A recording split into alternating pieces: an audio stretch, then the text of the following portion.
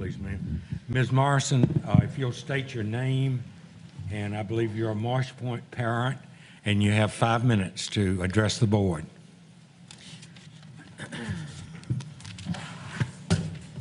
Sorry, it's a little wet. Good afternoon. My name is Heather Morrison, a parent of a special needs child in our school system. I want to start by saying thank you. Thank you so much for allowing us this opportunity to speak on behalf of my special needs child and all others who are currently experiencing difficulties during virtual learning. We truly appreciate all the hard work that the Chatham County school system is doing during these arduous times.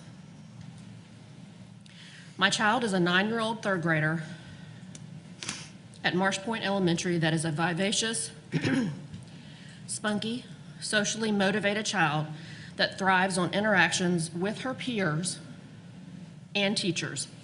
During this time, as have many, have regressed and is struggling to focus sitting in front of a computer. Ella has an ASD diagnosis, learning disabilities, auditory and visual processing disorders, ADHD and dyslexia characteristics, along with language delay comprehension. The reasons virtual learning is unsuccessful for my daughter is because she is a concrete learner. She needs hands-on material with modifications during her lessons, along with attention impulsivity modifications. The virtual screen learning does not adapt to her subtle processing, cognitive, impulsive, social, emotional, and language comprehension. These are changes necessary for school mastery. As we all navigate through these times, my wish or goal would be that the Savannah-Chatham County School would consider and thoughtfully allow the special needs children to return to face-to-face instruction classes with modified safety precautions such as temperature checks, hand washing before entering the school's premises, and every hour, requiring masks if children tolerate plexiglass partitions, alternate days of instruction, or shorter days. There are several states and counties that have been implementing the return of special needs programs, and I would hope that this is taken into consideration. Again, thank you for this opportunity, and I look forward to a resolution. We want progression, not regression. Thank you. Thank you. Ms. Morrison, we have another board meeting on Wednesday at 9, and actually we're considering most of what you just suggested. So okay, good. I just wanted you to know at 9 o'clock Wednesday morning. Thank you. Wednesday. Okay. Thank you for taking your time. Thank you so much. I need to move our associate superintendent. Sorry, it's not wet over here. Yeah.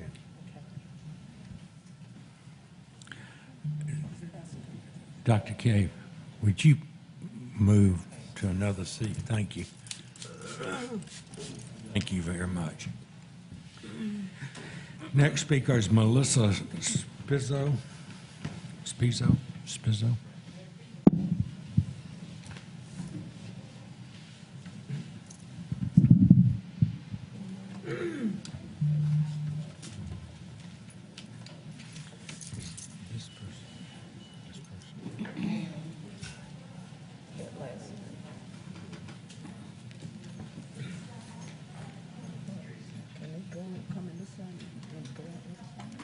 I'm sorry.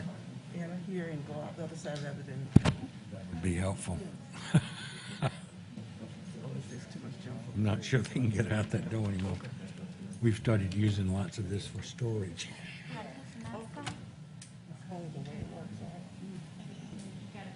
And Have you a can seat, hear me? please, ma'am. Ms. Spizzo? Yes, may I ask a question, please? I am here advocating on behalf of a Savannah Arts student, my child that's in the district. I was curious to know if I cut my speech short, if she could advocate on her own behalf because she is a high school student, virtual learning now. As long as together y'all take 5 minutes, you're welcome to it. Can she be out brought in there? So it's quick? Okay. Are you ready? Okay. Welcome. Thank you. I am Melinda Spiso. I have a sophomore at Savannah Arts Academy, and I am here today advocating on her behalf and the behalf of other children and families that would like a return to in-person school as soon as possible. In July, we were asked to complete surveys regarding the reopening of schools for the 2021 school year. The result of this survey for families showed that 65% of families wanted a hybrid option or an in-person learning option. The survey indicated 60% of teachers wanted at least some in-person classroom instruction. These surveys were done when our COVID cases were escalating. However, the majority of parents and teachers still wanted either a hybrid model or a return to in-person instruction. What I would like to know is, based on that survey, where was the Board of Education when we needed them? You are elected to represent your constituents. You are our voice, and in the end, we were not given a choice. Our children had to go to a virtual model full-time. The district has worked hard over the last decade to offer choices in public school. The community has seen a return to public school with all of these options. While we applaud the district on a virtual learning option, its quick implementation and lack of training for staff and teachers has the virtual system lacking in continuity and effectiveness. There is spotty internet connection, drop Zooms, and continuous connectivity issues. The teachers and administration at the school level have done a wonderful job maintaining professionalism and positivity with the students, doing their best to engage them in what is a subpar learning environment. In addition to the issues regarding connectivity, technology, and lack of continuity that will hinder every child's ability to learn regardless of socioeconomics, there is another more urgent matter: their mental health. I am watching my daughter struggle every day. Last year, she didn't miss a day of school until she was forced to. She's been challenged every day, and she was engaged in her education. She was happy. Now she gets up, and the first thing she says to me is, "Mom, I don't want to get on the computer always. I don't want to get on the computer. I don't want to look at it all day long. I work outside the home, and I leave her alone all day long." She is stressed out, and she needs the connectivity with her peers that you can only receive in in-person instruction. I'm in a social media group, and the members are advocating for in-person instruction. I cannot begin to tell you the stories of their struggles that they share. Everyone has a different challenge. Savannah-Chatham County Public School System is the largest district in our area, yet the only district not to have released a plan of reentry to the public. Until further notice, is unacceptable from a superintendent that controls the education of so many students. Make no mistake, students and their families are struggling every day. Their emotional health and well-being is being challenged. We understand the seriousness of COVID-19. We are living with it every day in our lives, and many of us are working outside the home. No parent wants their child to reenter without a detailed plan of reentry. Communities, businesses, and families assess their risk and make decisions every day. But now it's time for the hard decisions to be made by the district. Thank you. You have about a minute left. Welcome. Hello. I have always been a person who has really loved to go to school. When we were in school this last year, I was able to make great friends, play sports, learn, and keep my grades above 90 average all year. I was successful, became better at art, but most importantly, I was happy.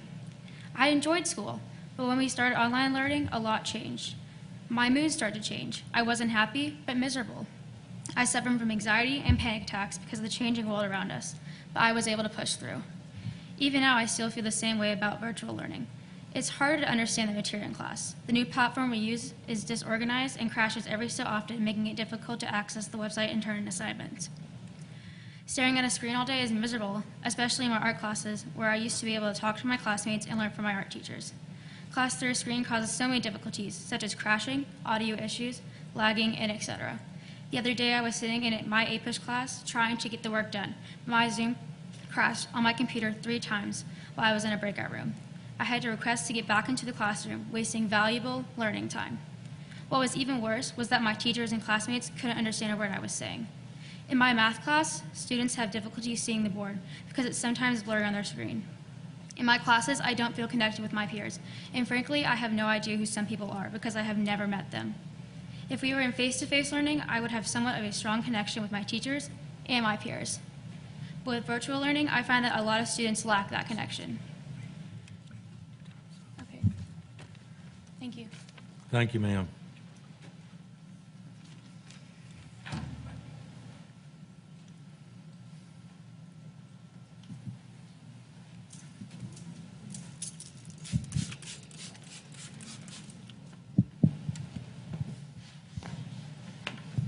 for the officers out there, I've got Dr. Andrew Gunter coming next, and then after that, I've got Ms. Tandy, a parent. Is that, we could have her ready? I'm sorry.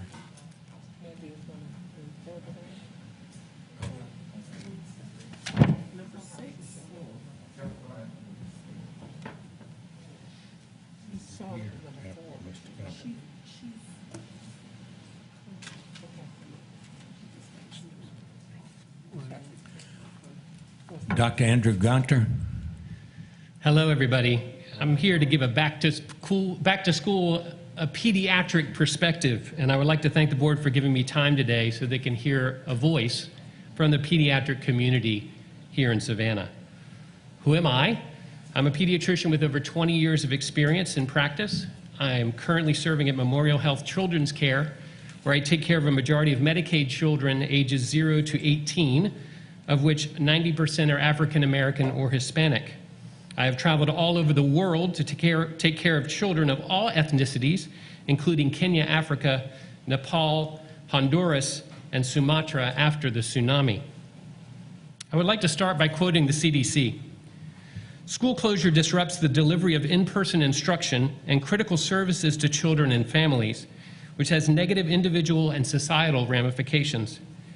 The best available evidence from countries that have opened schools indicates that COVID-19 poses low risk to school-age children, at least in areas with low community transmission, and suggests that children are unlikely to be major drivers of spread of the virus. Reopening schools creates opportunity to invest in the education, well-being, and future of one of America's greatest assets, our children, while taking every precaution to protect students, teachers, staff, and their families.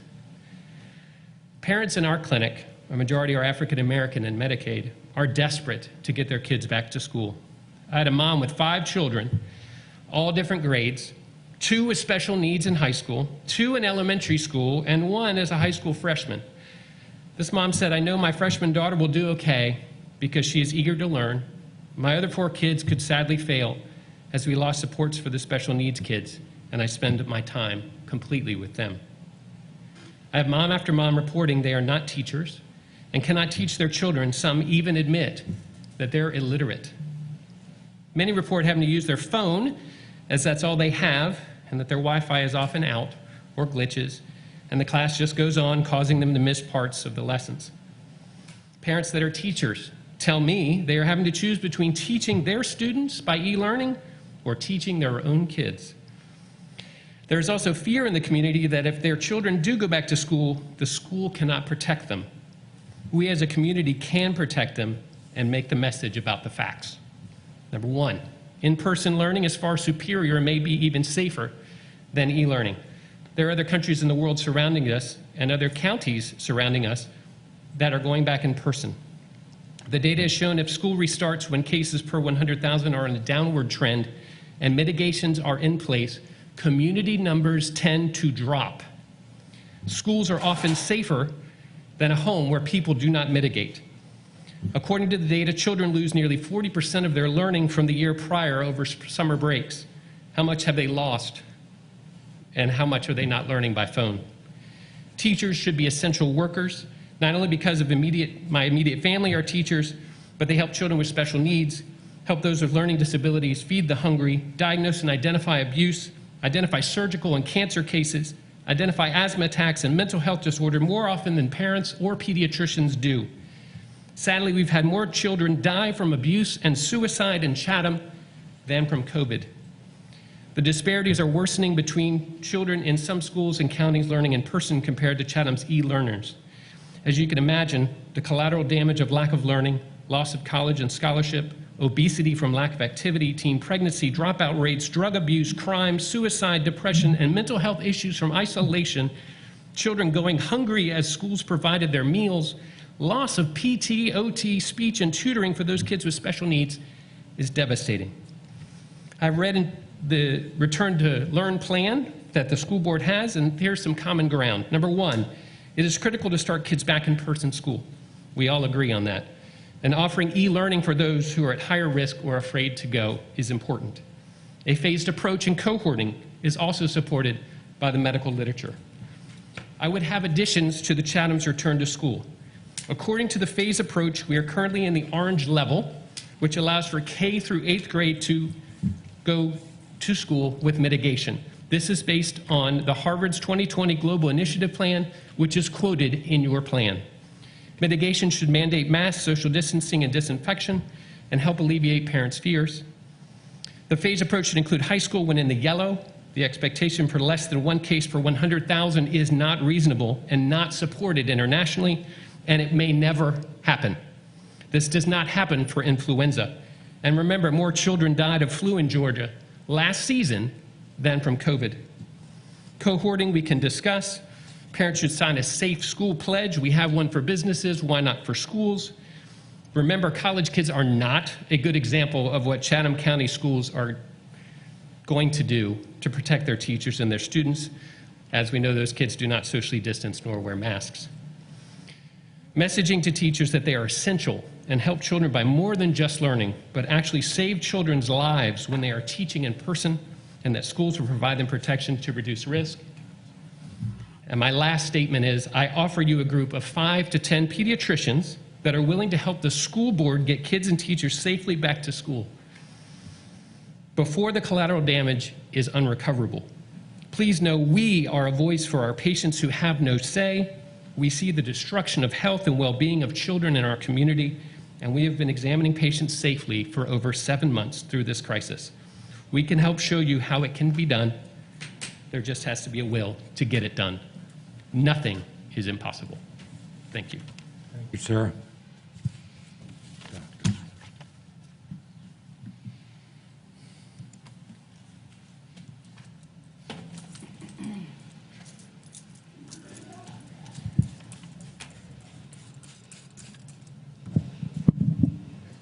Next, and then Ms. Balthrop.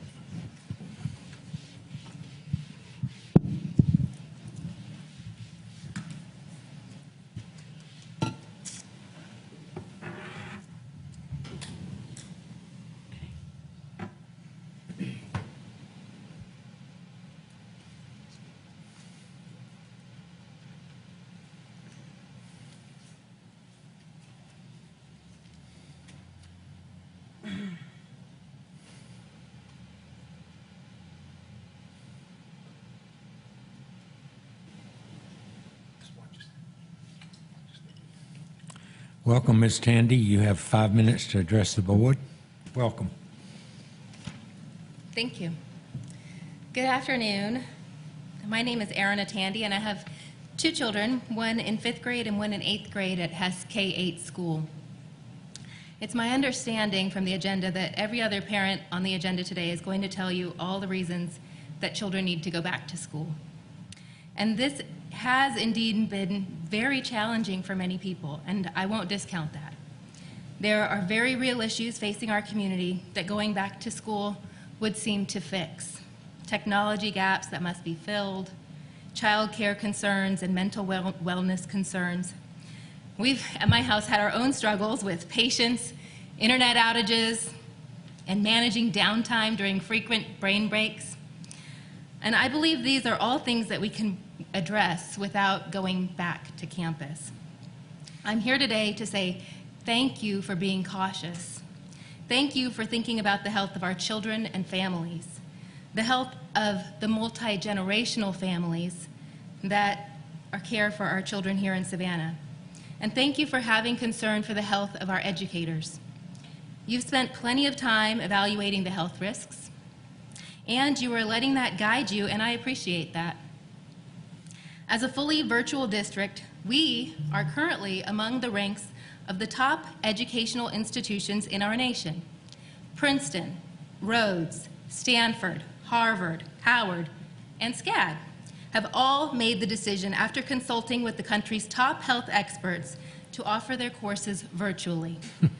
These institutions are not opening just to close again when an inevitable outbreak occurs.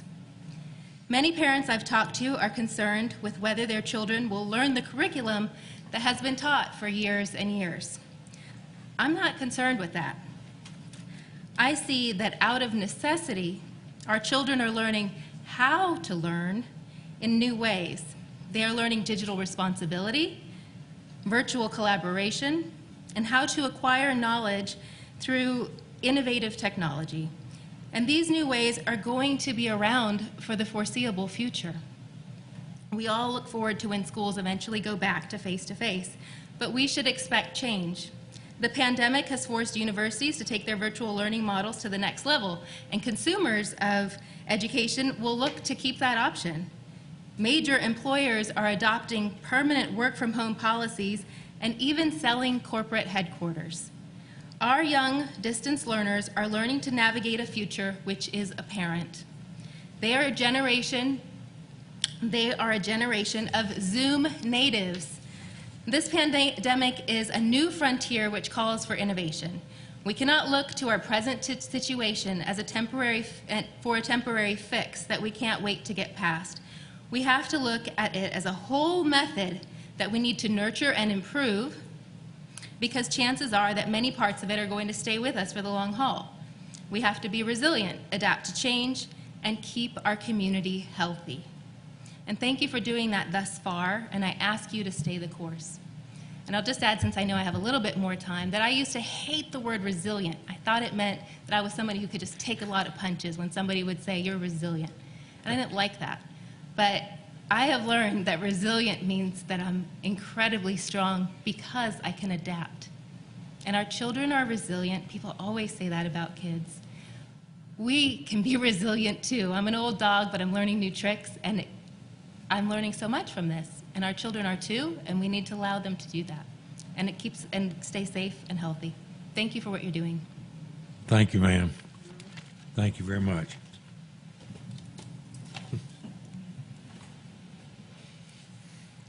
Next is Ms. Balthrop and then Ms. Deloach.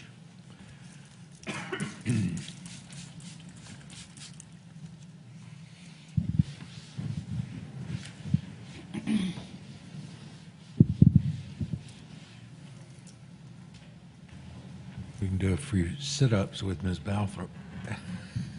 She owns a gym. Maybe Mr. Catchmark could lead us in some calisthenics. Do some gymnastic stretching.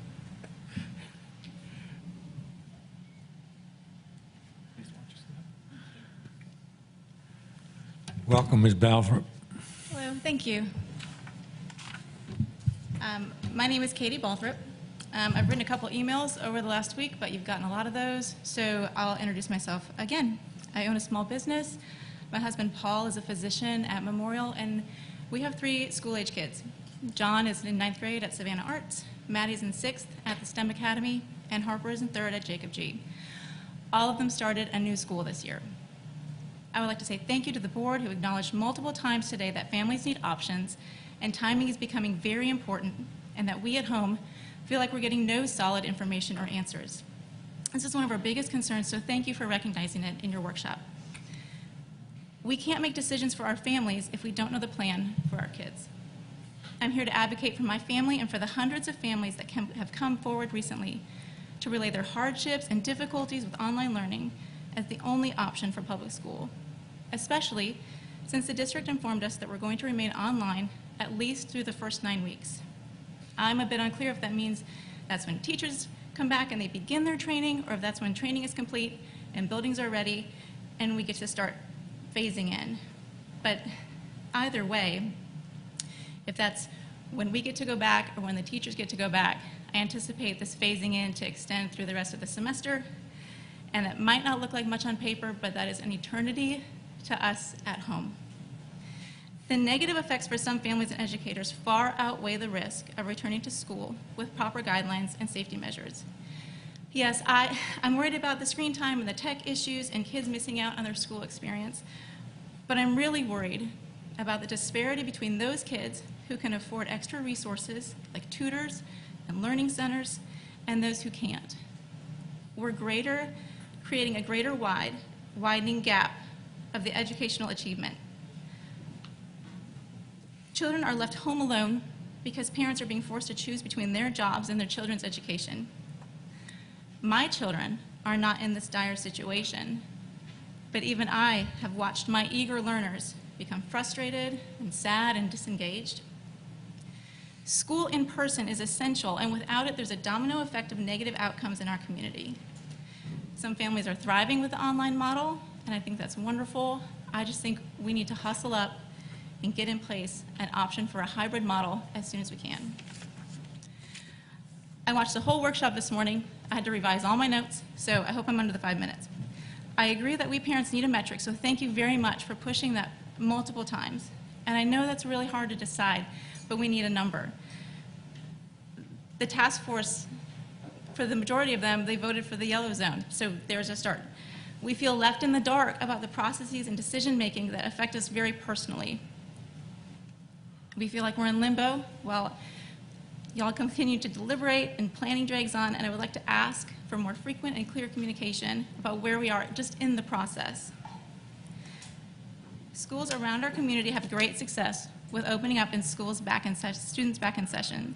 There has not been a spike in the community numbers with the opening of private and parochial schools. We're behind. We didn't simultaneously develop a hybrid learning option, so now we need to get going. There was mentioned earlier that a majority of parents and teachers voted for either a hybrid or fully in-person learning option, and only a quarter of them, parents, and 27% of teachers preferred the current model that we're using. I understand why we started this way. I watched the numbers spike up too, but I don't understand why we don't have a plan to pivot now that the numbers are back down and stable. Since we have no option but to continue online for the duration of the first quarter, I would like to discuss some of the plans that were put out this morning. I don't understand where we're phasing in. If we have 5 more weeks to prepare, buildings and train teachers and staff, and then we're forming cohorts and alternating days or weeks, and keeping buildings at 50% capacity, I don't see reasons to keep out grades 3 through 12. Their educators want to go back as well, and the unspecified amount of time is so hard to wrap our heads around. I appreciate that this came up this morning, but why would we leave middle schools and high schools empty? Why would we leave entire grade level wings empty if the school is going to already be open? These older children are just as vulnerable to the hardship and negative effects that we're seeing develop in the very young and more dependent learners. It's not just academic losses, it's damage to their emotional and mental health. Having phase 2 include all the students all at once definitely challenges some of the logistics, I understand.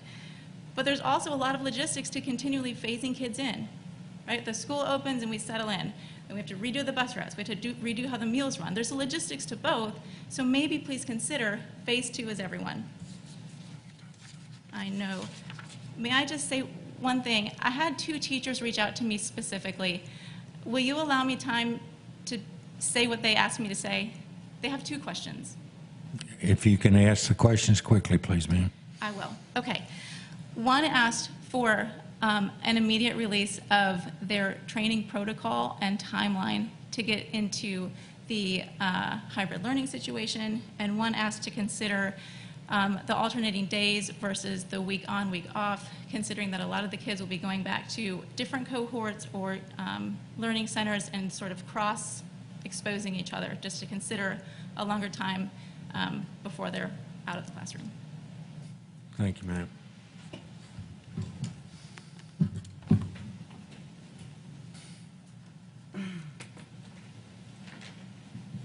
Next is Ms. Deloach and then Ms. Simpkin.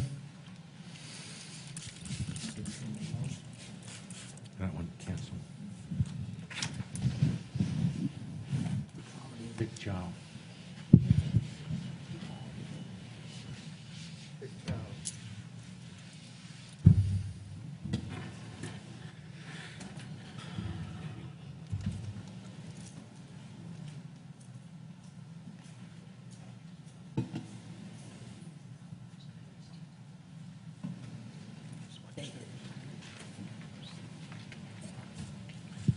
Ms. Deloach. Hello, good afternoon. Good afternoon. Welcome. You have 5 minutes, ma'am. Okay, thank you. Members of the board, educators, parents, and members of the community. Last week, I wrote an email about my concerns around the virtual learning platform when it comes to special education students, some of the most fragile members of our community. This is a very specific group one that a single educational delivery model just doesn't fit, regardless of a pandemic. Their education must be tailored to fit. Their growth, development, and progression depends on it. Every facet of these unique children's lives depends on trained professionals working with them in person. The current virtual model is not an effective solution for special education population. While this model keeps students, teachers, and faculty safe, the overall risk with keeping them at home is far greater than the risk of sending them to school. You can certainly say that in regards to this conversation, we are looking at the science behind more than one disease or disorder at this time. It's COVID-19 versus any disease or disorder in the special needs population. When it is said that the science behind COVID-19 is being evaluated, I beg you to equally evaluate the science behind developmental disorders when making your decision. Both sides deserve equal research, thought, and discussion. Please allow me to provide context about why I'm passionate about this issue. I have 3 children who attend Marsh Point Elementary School. I have twin boys in kindergarten and a daughter in pre-K. I want to start by saying my concerns have zero to do with Marsh Point. In fact, this school is a shining example of care, dedication, support, and educational excellence. They are doing the very best they can every single day, but at the end of the day, they cannot help how virtual platforms affect students' sensory systems. They cannot help a child who shuts down. They cannot help a child who goes completely nonverbal for the majority of the school day. There's only so much everyone can do, when in fact there is so much to do every day when educating these outstanding members of our community. One of my boys has an IEP. He has since he was 2. He suffers from ADHD, auditory processing issues, and also has dyspraxia. Additionally, he is likely receiving an autism diagnosis now that he is 6 and things are becoming clearer. The virtual model has completely unplugged and rebooted him. I find myself devastated daily, and I feel like my parenting GPS is shattered. Out of the 5 learning days last week, he was nonverbal and shut down for 3 of them. This is not my child, and he has shown more regression in the past 2 weeks than he has in the past 2 years. For example, last year, he could clearly communicate with me about his day and what he learned with excitement and clarity. Now, he spends the portions of his day on the floor, incapable of communicating with me, his teachers, or his classmates. While he has always struggled to attend to work in his seat, it does come with the territory. Now it's more of a struggle. I'm required to literally hold him up for Zoom calls or be a loving pressure point on his back to keep his sensory system engaged. More times than I would like, I have sent the special education teacher a message telling him we're having a day and our attendance and participation is in question. Today was one of those days. Just last week, he was asked a direct question, one that he would normally eagerly answer, and his face said it all. The eyes were silent, and so was his voice. Again, this is not my child. We worked hard to get him to the point that he's ready for kindergarten, just to have it degrade by the day. I'm watching my child melt before my eyes, and the eyes that look back at me are not his. These eyes look lost, confused, and frustrated. Many times, it takes the entire day for him to come back to me. He is overwhelmed, and so am I. I share my background information because I want you to know why I'm sitting here, but I also want you to multiply my story by at least 1,000 to understand what the parents of Savannah-Chatham County school system are feeling daily. I'm here to advocate for the thousands of families who are overwhelmed, frustrated, devastated, and lost. My story is not unique, but it's real. I beg you to think about our story when you vote. A special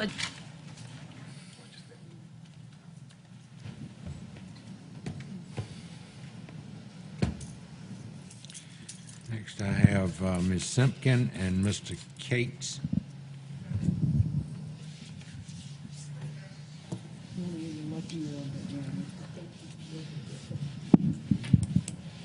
See, I can't whisper. You're lucky you're on the end because you're looking for multiple. Yeah, and then this is. I wonder if I can turn this off.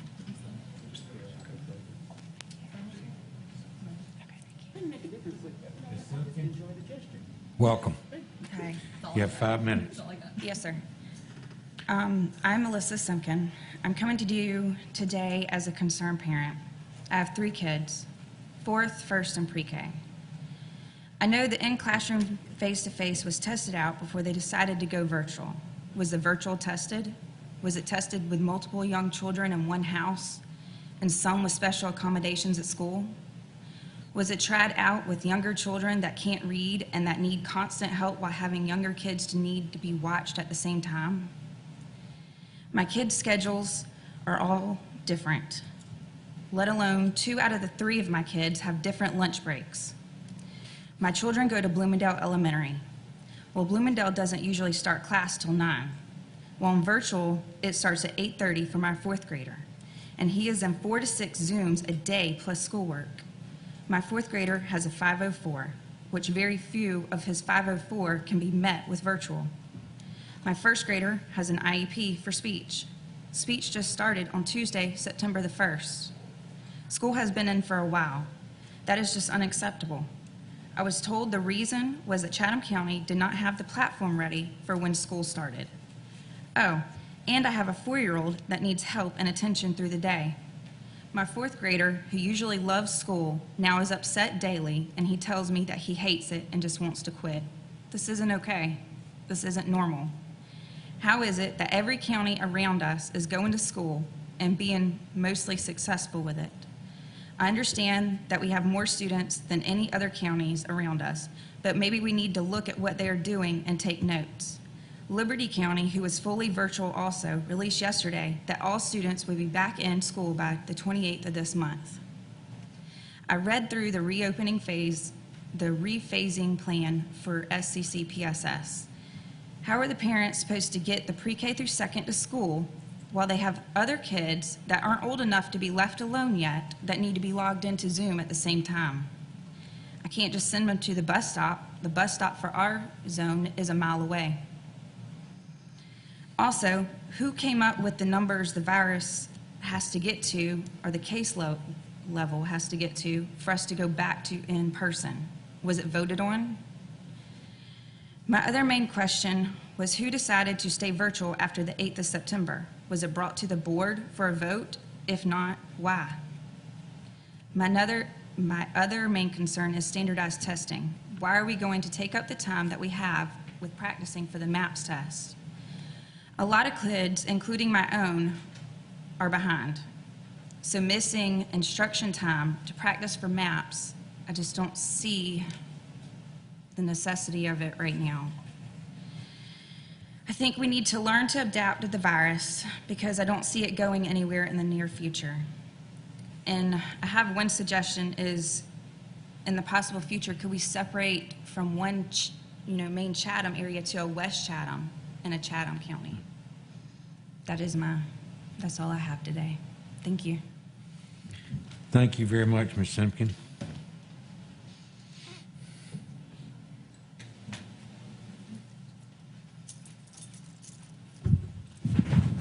I have Mr. Cates and Ms. Thompson next.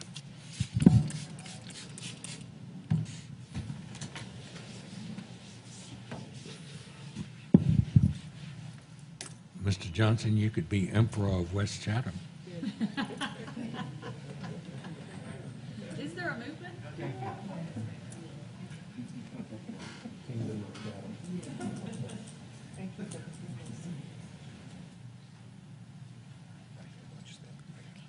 Who's this? This is not. Thank you. Oh, I guess it is. Oh. Could you tell us who you are, please, ma'am? Oh, yes, sir. My name is Sarah Thompson. I'm a mom of 4 here in Savannah. Very thankful to live in the city and very thankful to see all of you today. Thank you for all the work that you do. Thank you. So I wanted to start with the what. What's happened? So what's happened, it seems to many in the public that politically our money has been used to completely restructure the school away from the quality, historical trend of personal loving instruction. And that's grievous. Additionally, from a public standpoint, there is a wide, disparate difference now between students who have and students who have not. that's been blown wide open, wider than any place I've ever seen. I've been educated all over the world. I've attended school in many states and lived overseas. My family is active duty military until September 2019, and we decided to move to Savannah and make this our home. So based on the relationships I have and what I've observed, the poor, people who have less money, are being very sacrificial with their work and their time. Some are paying sacrificially for care, money that they didn't plan on spending. Also, some children who don't have are at home with elder siblings if they're lucky. And I know there are a lot of children who are not supervised as they should. Of course, people who have money, they can switch. They can go to private school. You've heard testimony of all those different switches that people are making. I have friends that have gone to home education. Home education is a wonderful option. So I want to just point a little bit out how this happened. And from observational standpoint, I did look up the moral code of ethics for the school board, and I looked this up on the Georgia School Board website, Department of Education. It says, you know, really, I wanted to read up on superintendent. Superintendent should serve as secretary, ex officio to the board, and should be present at all meetings of the board. So from what we understand in the public, there was a committee that was formed, a task force, to make these new decisions with these new circumstances, and there was a deputy staff team formed, and there was a decision made to go virtual with not a lot of oversight of the board. In fact, the board was informed of the decision of the committee task force an hour before the public was informed, the parents. The board is the people.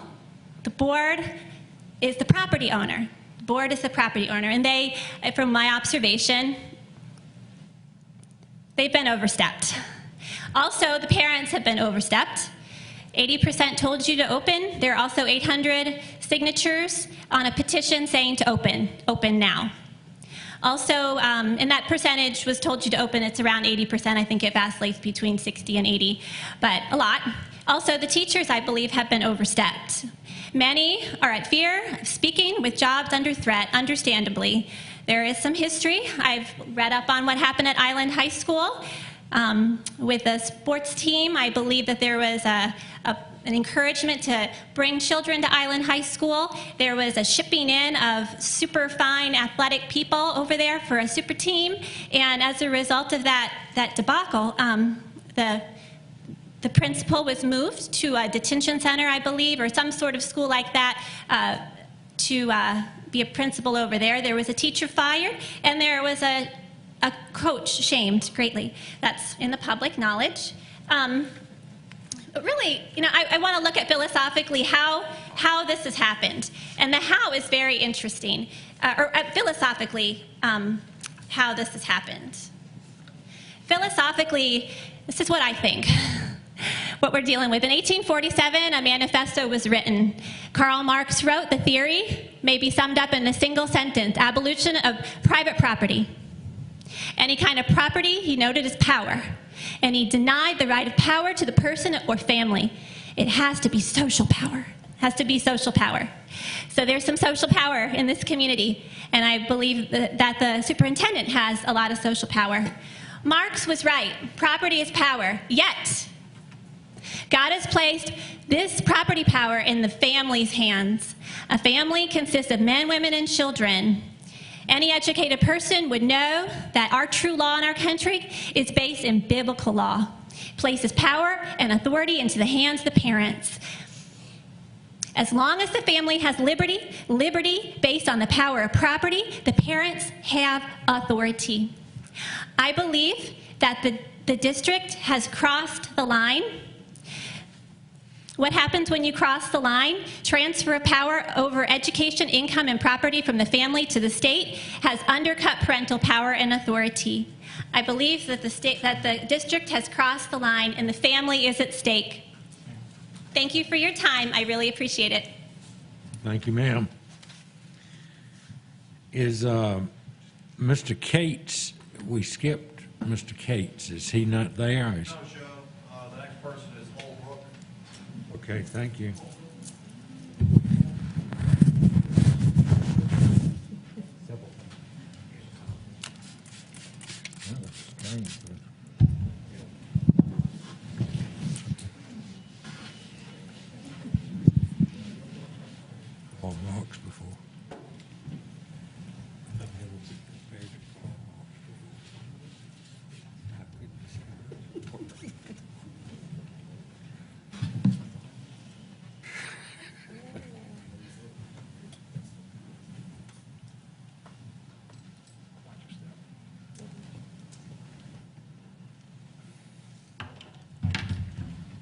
Is this Ms. Holbrook? Yes. Good afternoon, everyone. Good My name is afternoon. Megan Holbrook. I'm a single mom and a resident of Savannah. I have been living here for 6 years. Like I mentioned, I'm a single mom. Excuse me. Just a little bit nervous.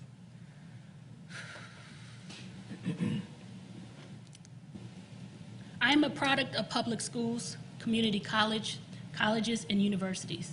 Although these institutions were in the state of Connecticut, I have always believed in the public school system. So when I relocated to Savannah, I trusted the public institutions to educate my daughter. Right now, during this pandemic, in my opinion, I feel that this leadership is incompetent.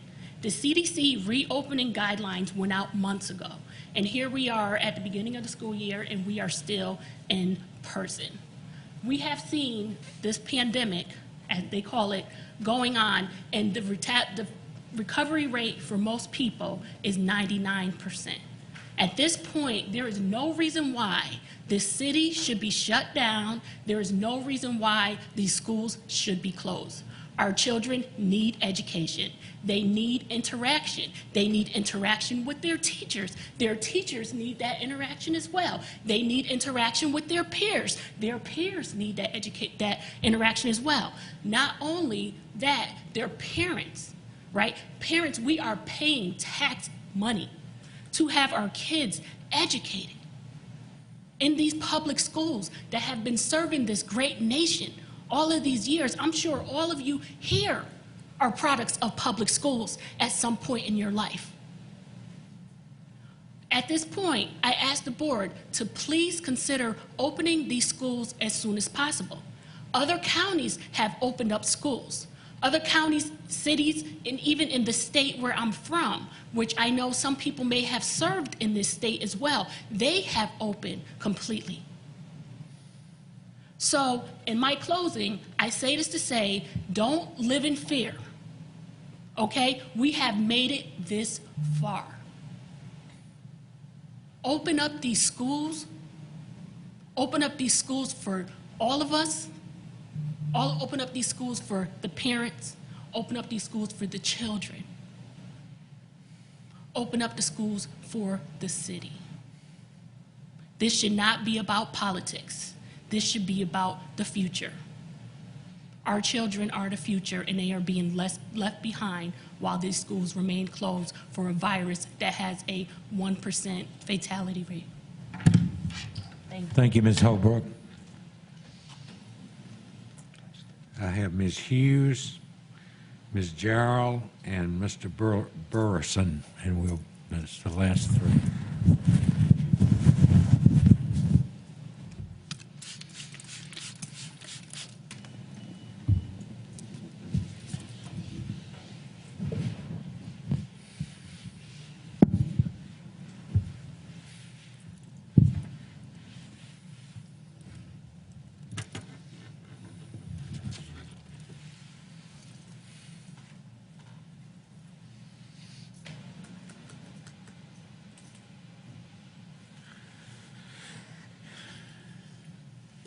Ms. Hughes? Yes.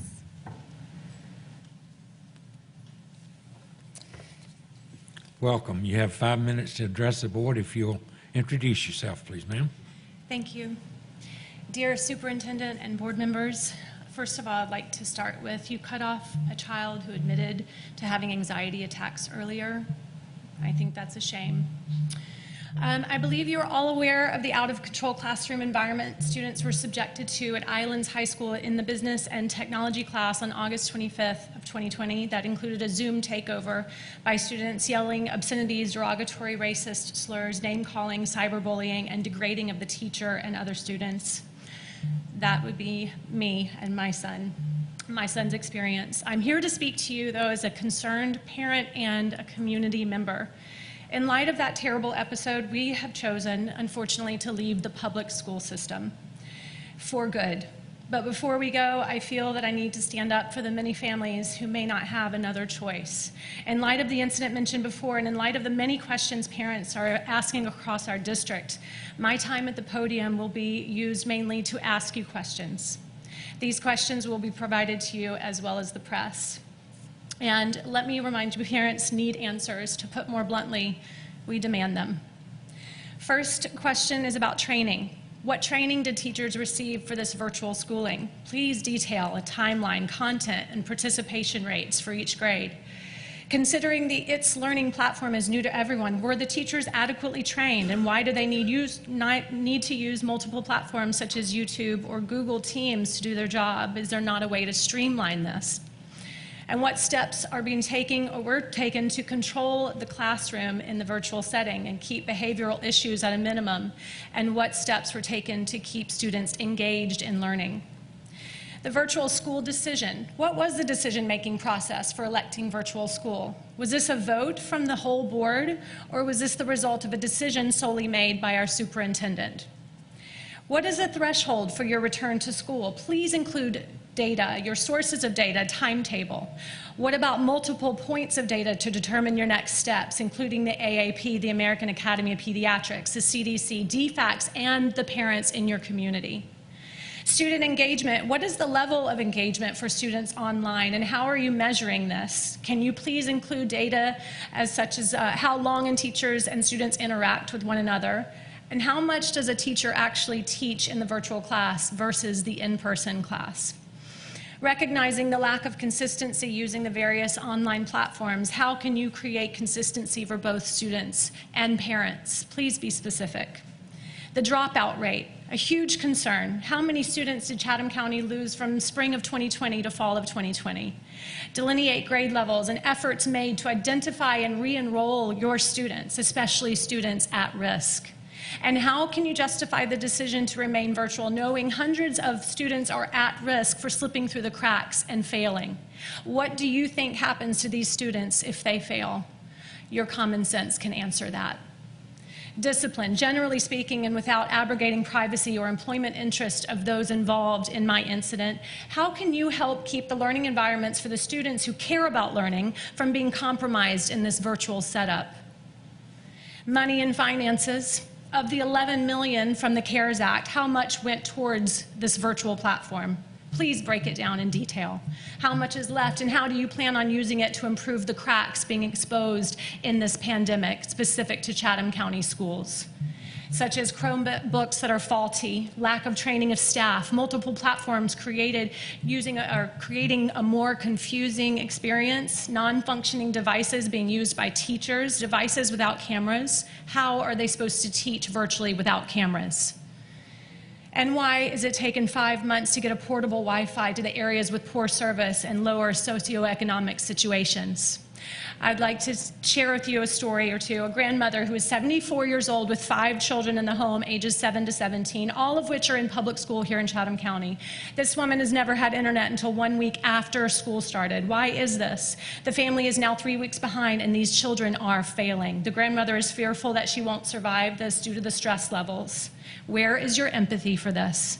A middle-class mother of 2, ages 4 and 6, in pre-K and first grade. She wanted to return to work this fall, but couldn't due to the virtual learning decision. She didn't know that it would be a full-time job to become a learning facilitator for her children. Now she has a hard time getting out of bed. She is overwhelmed.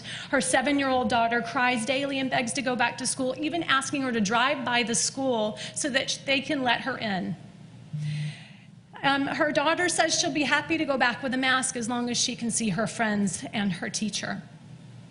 Where is your compassion and empathy for this?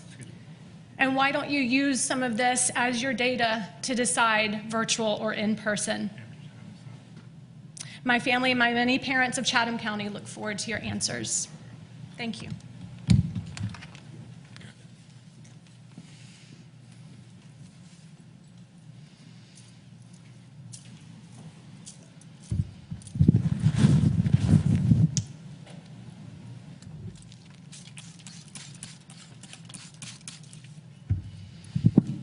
Next, I have Jarrell and Burleson, and then I have Dudley North and Northern, who's added. I'm sorry.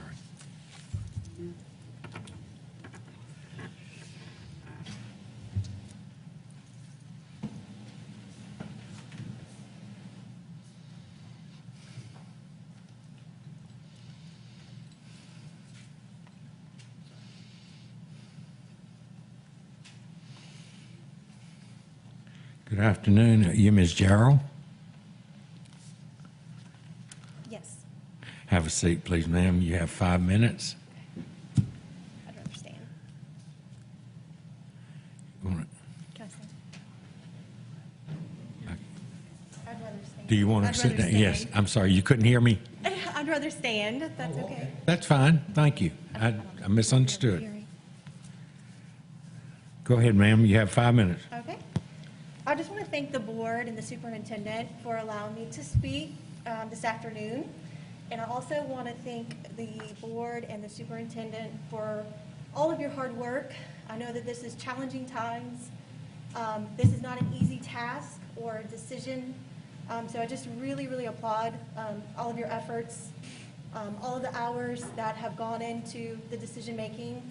I'm here today to talk about the phase approached concerning our seniors.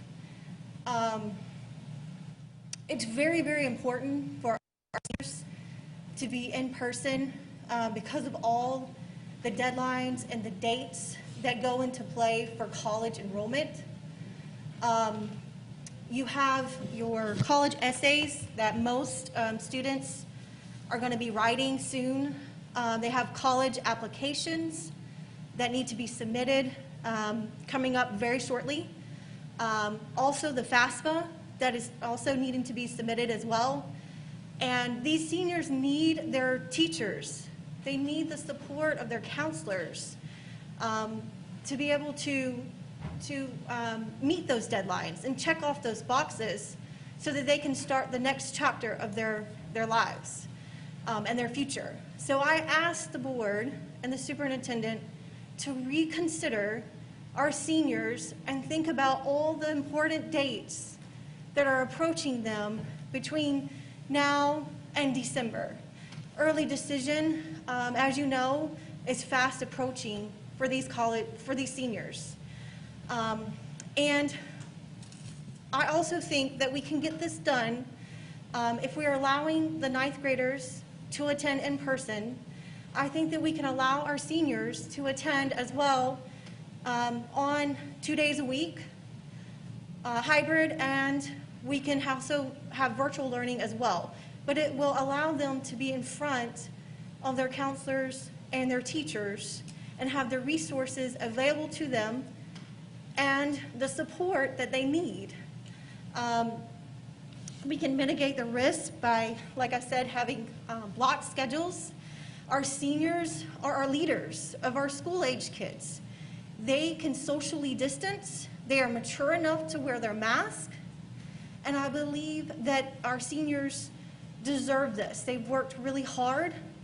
And I want to also talk about my own personal experience.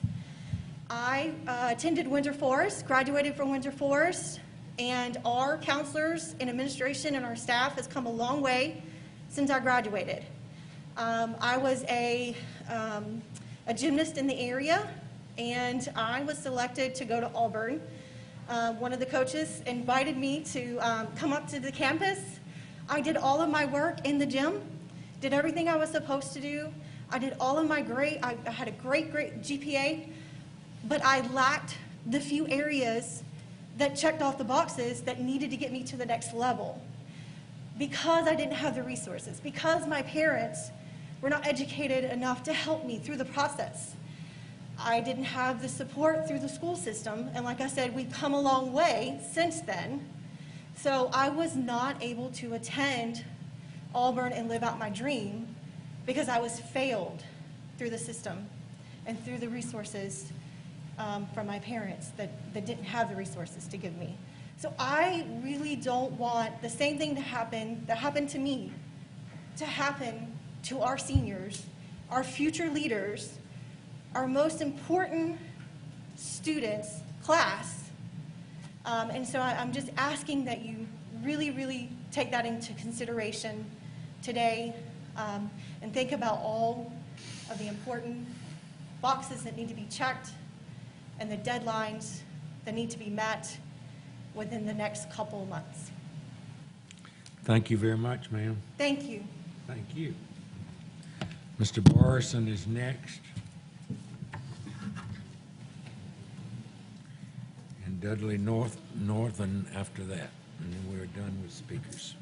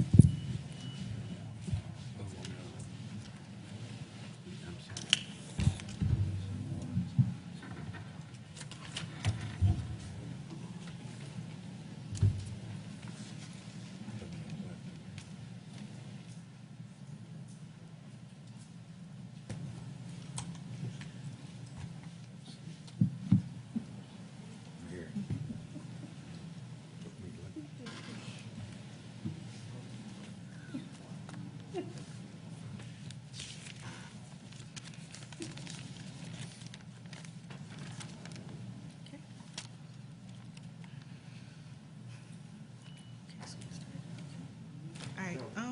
She's waiting on you, I think. No. Good afternoon. I'm sorry. I didn't see you come in. I am sorry. Yes, good afternoon.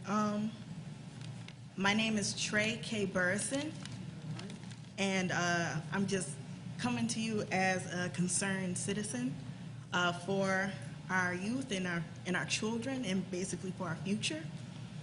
I do have just 2 questions.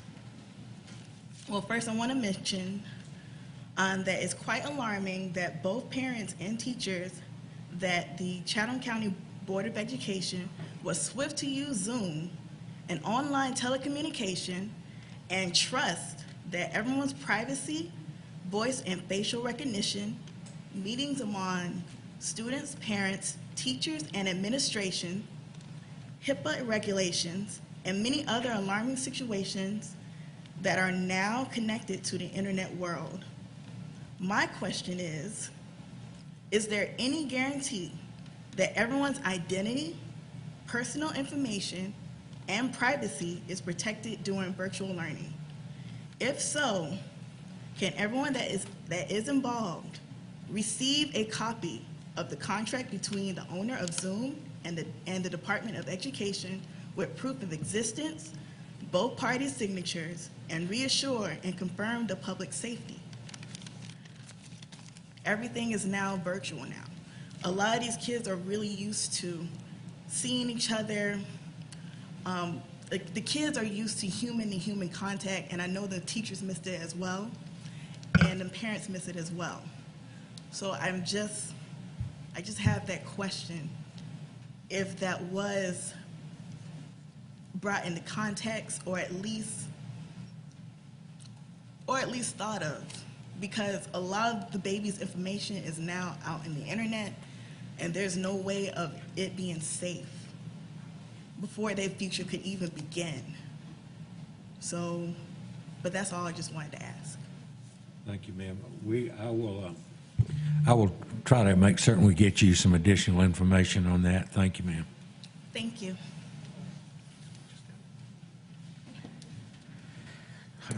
Last speaker is Dudley Northern, and then we'll move on.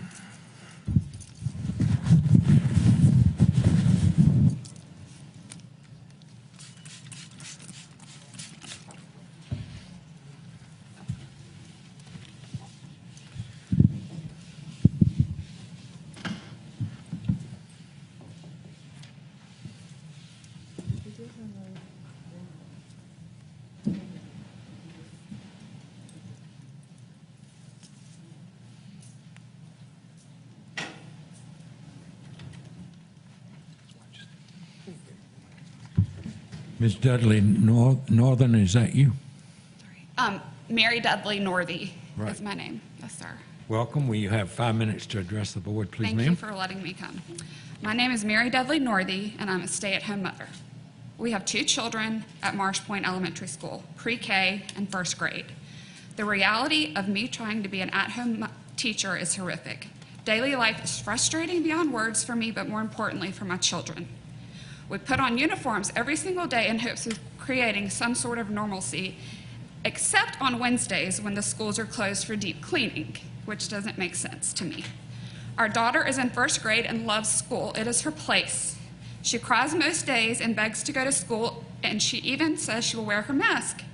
We drive by Marsh Point daily to take pictures, and she asks when she can knock on the door and go in. She thinks she will fail whenever Zoom or Google Teams goes down during a class, which happens many times a week. This is not okay for any child to feel this way. Our son is in pre-K and has digressed dramatically, and his behavior has become out of control. He will not do his schoolwork because I'm his mother. I'm not his teacher. He's confused and cries to go to school because he also thrives at school. I am one of thousands of parents and guardians who feel this way and are experiencing the exact same thing at their homes. It's chaos and emotionally wrong for all children. They have to go to school so no one else gets further behind. Other counties are open and have been open for weeks. I challenge Dr. Levette and the board to look at the Columbia County school platform and how they have successfully gone back to school. Congressman Rick Allen was so blown away by their platform that he has taken it to President Trump.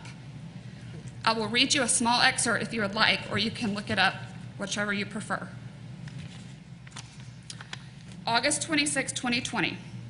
The Evans High School graduate, Congressman Rick Allen, visited his alma mater in Grovetown Elementary School on Wednesday morning.